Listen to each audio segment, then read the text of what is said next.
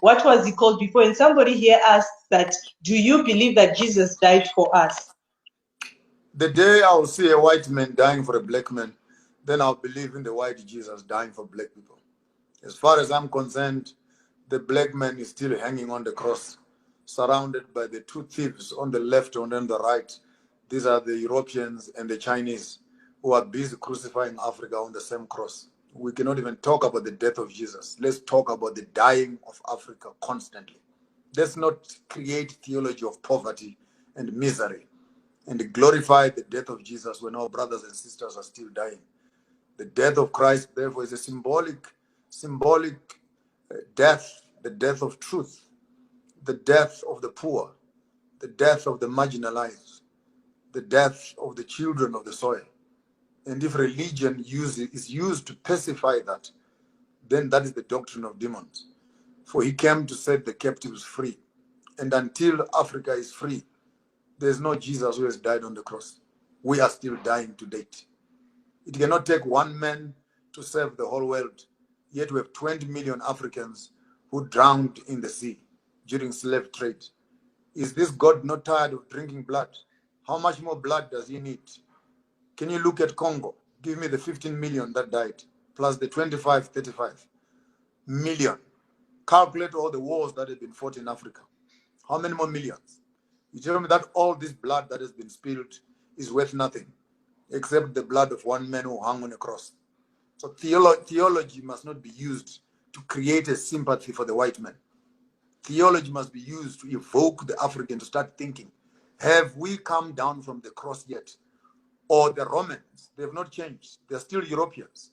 They are still nailing our hands, the style of our work, putting on crowns of thorns on our heads, managing our minds and what we think, piercing our sides, poking our reserves of food and etc., nailing our feet, passports. You cannot travel without this and that. Can you tell me that Jesus died on the cross? The day I see a black man free, I will start talking about Jesus who died for the sins of the world. He could not have died for the black man, and the white man who believes in him did the crimes that he did. Oh, Bishop. So now if this is what you're saying, that until you see a black man free, then you now believe that Jesus died for us, then you still say that you still go to, sometimes you still go to SDA with your family, then why are you going there? I'm a third generation Adventist in my family. A journey I've been pursuing for the past 52 years. You grow. And the shoes I was putting on when I was in primary school, I can no longer put on the same shoes.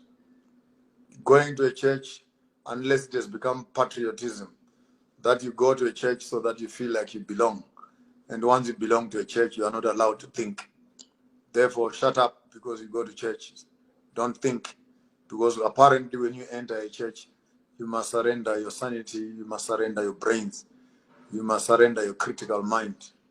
To become a member is actually selling your conscience. Bishop, and many people also believe that Christianity is the way to make heaven. Does it mean that our forefathers who died before Christianity was brought to Africa didn't or won't make heaven?